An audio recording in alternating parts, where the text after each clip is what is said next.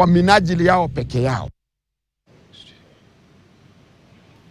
Our former cabinet minister and veteran politician Cyrus Jirongo will be laid to rest this afternoon at his Lumakanda home in Lugari, Kakamega County. The burial follows a service held earlier at his Kitale residence, after which his body was transported to Lumakanda for an overnight vigil ahead of the final interment. Let's now cross over to Lumakanda and listen in.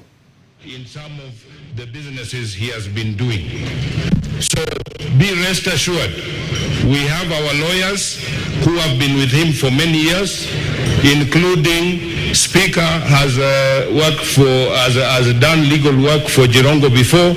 We have people like Koyoko, who has been handling the latest of his dealings. I saw here John Wambugu, who has fought for him for a long time.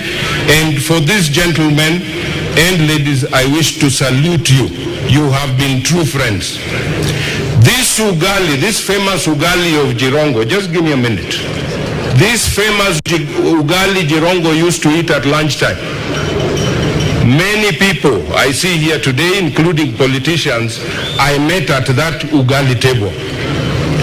Unfortunately, and my war with Cyrus for a long time, I think, and I told him, Cyrus, if you left politics, you are actually the Dangote of not only Kenya but this region, because Cyrus's mind and brains was way ahead of our time.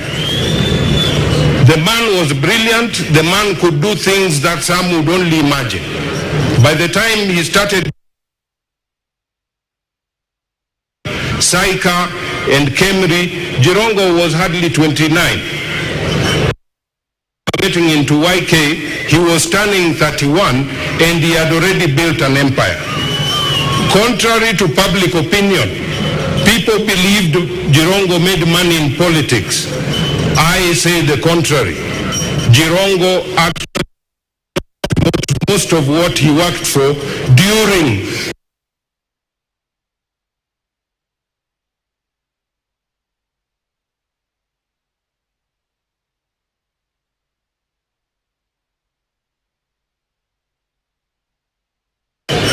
were there for him when he was able to also assist.